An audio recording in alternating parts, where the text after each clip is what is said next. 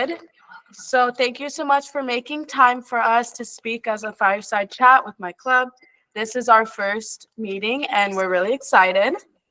So everybody, please join me in extending a warm welcome to Dr. Brathwaite, the esteemed proprietor of Innovative Women's Care and a distinguished obstetrics and gynecology physician.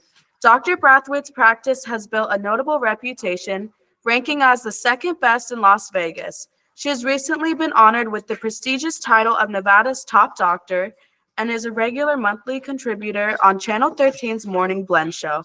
Dr. Brathwaite, we genuinely appreciate you taking time out of your demanding schedule to engage in a fireside chat with the GVHS Medical Society. Hi, I'm Jamie. I'm the Vice President. I was wondering if you can describe a typical day in your role as an OBGYN and what are some of the key responsibilities and changes that you face on a daily basis? Okay, so I'm a practice owner. I have my own medical office. So the typical day is going to start off with seeing patients. But the thing about obstetrics and gynecology, the way you plan your day may not be the way your day ends up. A lot of things happen really fast in OBGYN.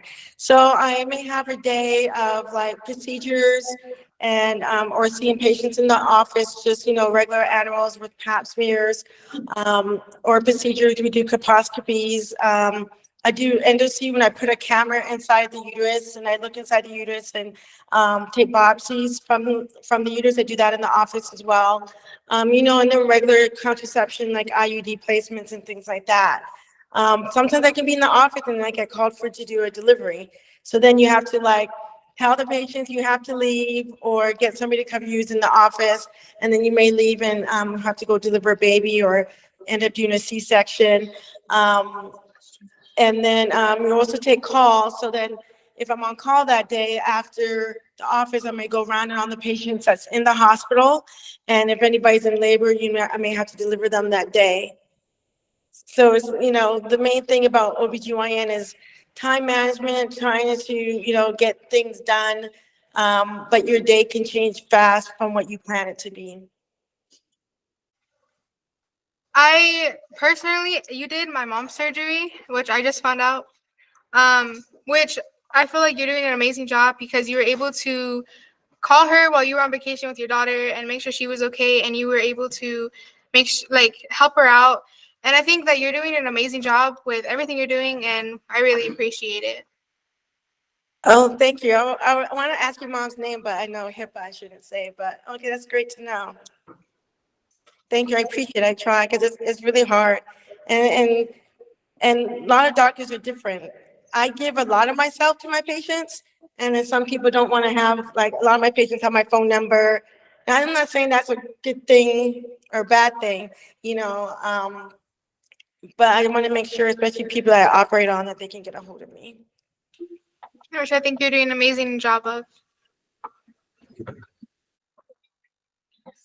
Hi, I'm Basil. I'm the secretary. In our mission, we aim to provide aspiring medical professionals with a glimpse into various specialties.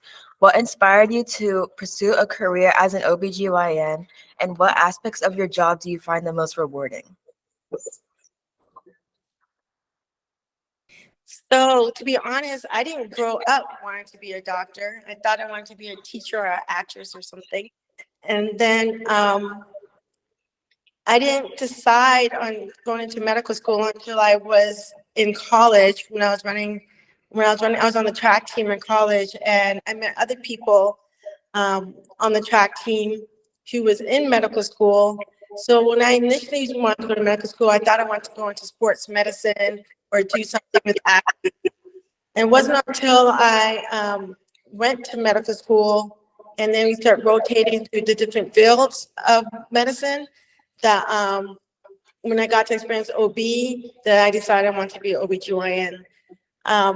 What I like about being an OBGYN is that it's not the same thing every day. So you're not just in the clinic every day. You get to deliver babies one day. You're a surgeon, so you can do surgery, do robotic surgery one day. And it's more of a happy field. You don't have to deal with a lot of sick people, and you're there for adolescents. And to people till, they go into menopause. I've been in practice for 26 years now, so I have delivered babies from the babies that I've delivered. So so all that's rewarding. Yeah, that's really cool. I think it's really inspiring that you didn't like first want to be an OBGYN and then you saw how great it was and all these like different experiences and how it's not as depressing to be an OBGYN. I think that's really cool. I didn't even want to go to medical school until I didn't decide until I was in college. I didn't take like all the science courses I needed. I didn't take physics in high school and stuff because I didn't know I wanted to go to medical school until later. I decided later. So I mean, I still went early. I was still 20 when I went to medical school, but I didn't decide until I actually went into college, like my second year in college, about going to. Yeah, that's really cool and inspiring that you didn't officially know what you wanted to do first.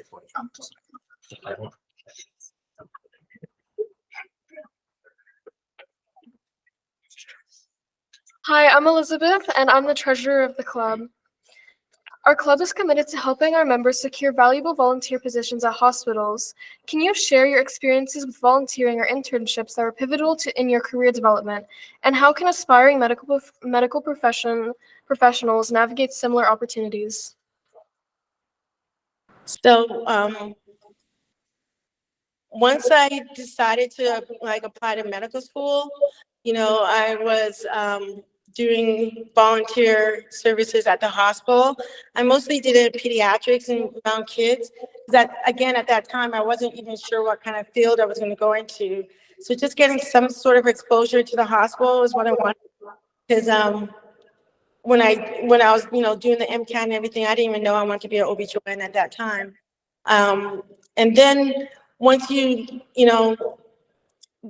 get into like medical school, it's just very important to experience everything. You get to do rotations. I did rotations outside of my medical school in different parts of the country. I went to Howard for a rotation. I went to Florida just to see get experience of different hospitals and different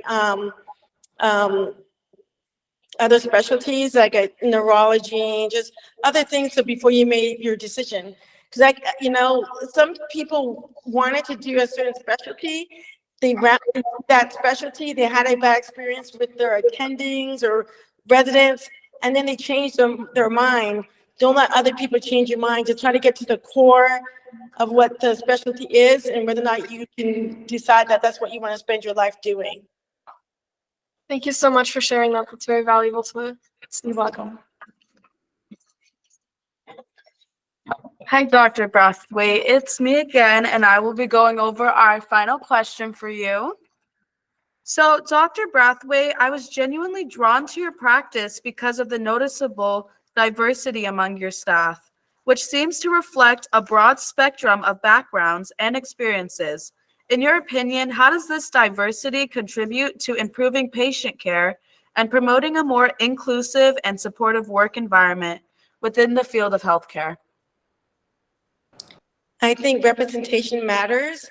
People want to aspire to be people that resemble them, look like them, or feel like them, and it's good to have different diversities and backgrounds so that other people can aspire to be like you. Also, with the recent healthcare disparities, the more diverse staff you have, people who can be sensitive to other people's needs, and be aware of different cultures and how they may respond to medical care. And the main thing is patient to doctor relationships. They have to find people that they can trust, people that they can talk to and express themselves, people that they feel is going to take care of them, believe them when they're in pain or when they're not in pain, or you have to just find, patients need to find people that they can trust and believe in. Yeah, I really agree that agree with that. And that does resonate with me also because one of the main reasons when I realized in high school, like I for sure want to be this doctor, one of the main reasons is because I want to be a part of the system to break the system, kind of, if that makes sense. Because as we know, there's not many people of color who are in the white coats. So I wanted to be one of them who can make it to the white coat and hopefully even farther. Like, if we look at you, you're not just in the white coat, you also have your own practice and it is thriving and booming. So I'm hoping when I'm older, I could like have something similar and definitely make it far and make a name for myself. Exactly, because if you don't have anybody, if you don't see anybody doing it, you may not believe that you can do it. You want to see somebody else doing it, going out there. I mean, it's a lot, but going out there and making a name for themselves and market yourself. And I think the best way is giving good care and being compassionate. And that goes around and people know that you care about them. And I never really did any form of marketing, but I mean, yes, I worked at my old job for a while, so people came to follow me.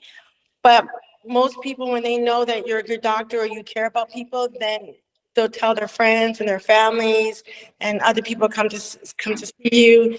And but you want, those little kids that when they come with their moms to look up to you and maybe aspire to be you, teenagers and other things, and making yourself available so I can have talks with you guys like this, so that you guys know that it's possible for anybody. Yeah, it's definitely one of the biggest unsaid rules about being a doctor is the main goal cannot be about the money. It has to be either to help people because you're passionate about the field. But if it's just about money, that's how you lose that sort of connection you make with your patients. And if you're just like very comfortable with them and just you have to have a safe kind of nurturing aesthetic with you, especially with a job like this. And that's why I think it's also really good for me because I am very kind of a nurturing person. I probably get it from my mom because I've been close to her my whole life and she's like a really good mom. So I think that rubbed off on me and it's going to help me with my future. And yeah, I just really appreciate you talking with us because it gives me inspiration because I really do want to break that systemic barrier in the medical field and the healthcare system.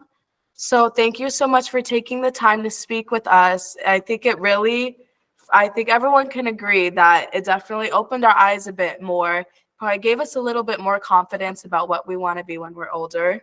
And I really appreciate it. You're welcome.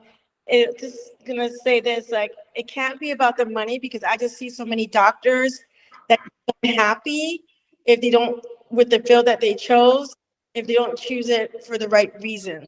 Especially OBGYN is very demanding. It's very demanding. So you have to make sure that you're there for the patients and that um I enjoy patient-doctor relationships. I enjoy relationships, you know.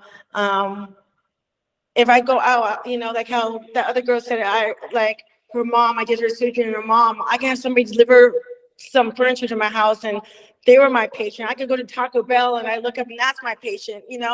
Like I enjoy relationships and again, you may not know what you want to do. And I struggled too, with my MCAT at the beginning and I struggled. I didn't take physics because I didn't know, but I'm just letting you guys know that whatever you decide to do, you can do it if you just keep trying. Yeah, thank you so much for your inspirational words. They definitely speak volumes. And I totally agree with everything you said. Okay, well, thank you for inviting me. Yeah, of course. Thank you for taking the time. Got a little bit stressful, but I'm really glad this was able to work out. And if anyone could be our first meeting speaker, I am most happy that it was you. It was a very good fireside chat, and I appreciate that. Okay, thank you so much. Yeah, of course. Have a good weekend. Happy Thanksgiving. Okay. Bye.